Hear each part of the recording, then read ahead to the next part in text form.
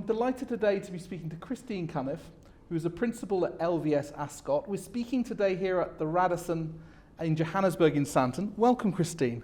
Well, thank you very much. So it's great to see you today. We're looking forward to our networking dinner here tonight. You've been in Johannesburg now for a few days. Yeah. Is it your first trip to the city? No, it's not. It's my second. Okay. I was here about 7 years ago on a school trip. Okay, Yeah. Interesting. And how do you find it so far? It's been absolutely brilliant. It's been full on. We've had quite a busy itinerary, but we've been to see a couple of schools and we've been on safari. Wow. And we've been to Soweto. Wow. So we've been keeping ourselves very busy. What sort of reception have you had in those professional meetings? People you've been meeting, have they got a familiarity with what you're talking about, or are they seeing the discussion does something new? They're learning something about the UK education system. I think from my point of view, I think it is something new. Yeah. It's been great being able to explain and describe what the schools are like in the UK and how we're all very different. And different parts of the country as well. And it's been really great talking about the benefits of a UK boarding experience. And for families here in South Africa, I mean, when they're deciding to send children to school in the UK, you know, what are they choosing between? What are they really buying into, do you think? I think some parents have it in their mind about going to the UK for boarding, and I think it is new for some parents altogether.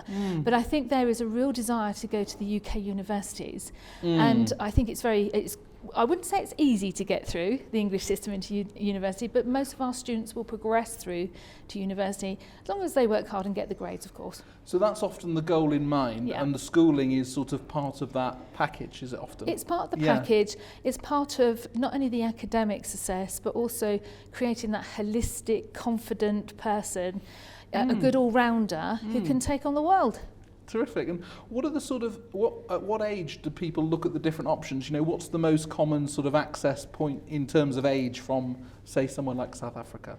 Well, I think in our school, we accept boarders from the age of 10, but we do see most children coming over either at 14 for the GCSEs or 16 for A-levels or for the pre-A-level courses. There's many different courses and different times at which they can come to us. So teenagers really, who are capable to take on the challenge, I guess, of leaving home and living a little bit independently, and you're obviously there to look after them, guide them and support them, but it's a big step, isn't it? It's a huge step. I think it's a huge step for any boarder, but it's a great experience, and children get used to it very quickly. They have such a wonderful time.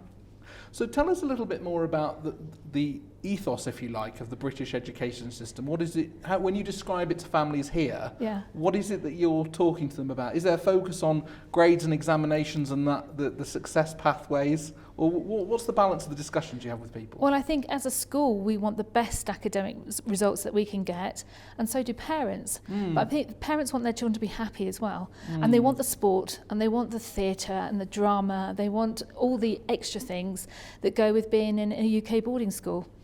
Do you have any examples of children who've come from South Africa, come to your school even, and now are thriving in that environment? Is that something that you talk to people about when you come here as a way of explaining to them how well it can go? Yeah, absolutely. We do have quite a few South African students at the moment. We're a large school, we've got 850 pupils. So when I say a large amount, probably 5 or 6. And also we have South African teachers as well, and we're very much a family.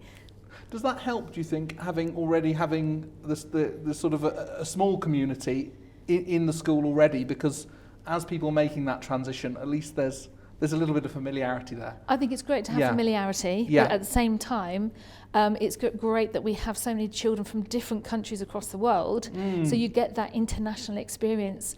It's just a wonderful cultural experience for all children, including the children from the UK. They really value children from South Africa coming to join us. Yeah, because then that's true multiculturalism and people learning more about people rather than just having a catchment drawn from the local area. Yeah, absolutely. That must flavour the lessons, the discussion that goes on between pupils in a way that would be very hard if you had a single English culture, as it were, to your school. It gives an international perspective on life, and children need that. We all need it.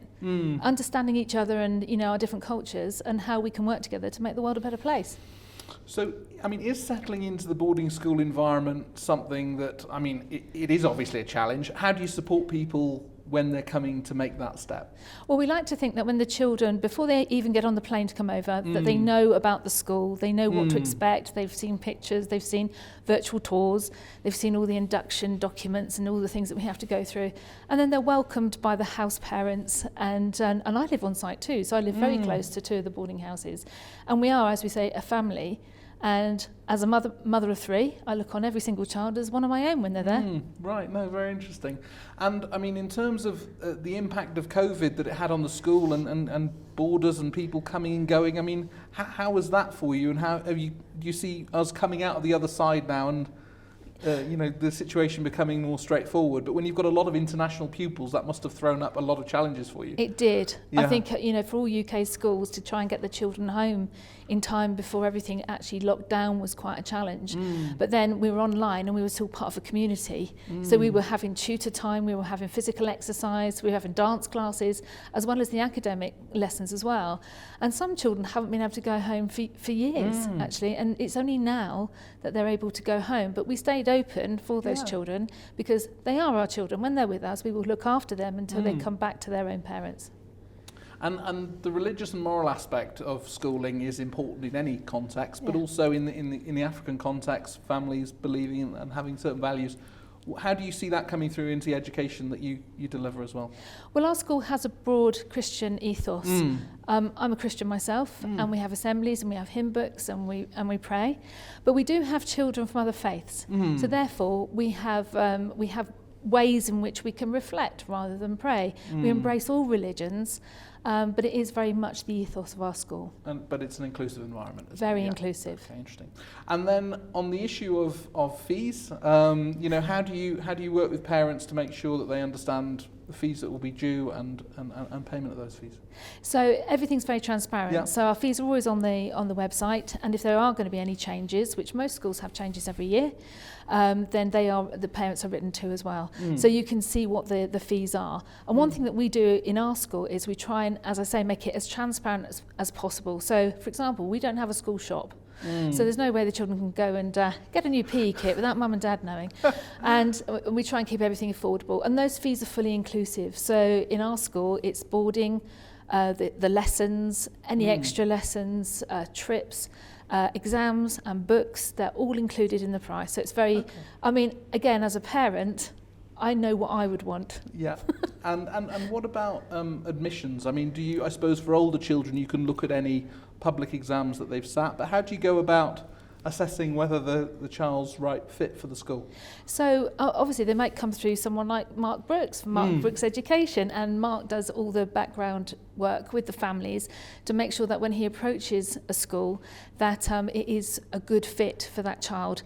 And then we will look at school reports, and we will look at any kind of testing that they've done. It might be public exams, or if they haven't done any public exams, just look at the reports and just ensure, through meeting the children online as well, that they are a fit, because they have to be happy. And if they're happy and it's a good fit, the world's their oyster. Fantastic. And you're back to the UK tomorrow? Tomorrow night. And you've had a great trip. Do you see in 2023? Do you intend to come back to South Africa and make more trips? I will certainly come back. Yeah. It's been a most wonderful experience. The people we met have been absolutely fantastic. I've not met such happy, lovely people in all the worldwide travels that I've done. Well, that's a ringing endorsement. Christine, terrific to talk to you today, and look forward to seeing you this evening for our networking dinner. Lovely, thank you. The latest technical content delivered through global conversations with professionals for professionals.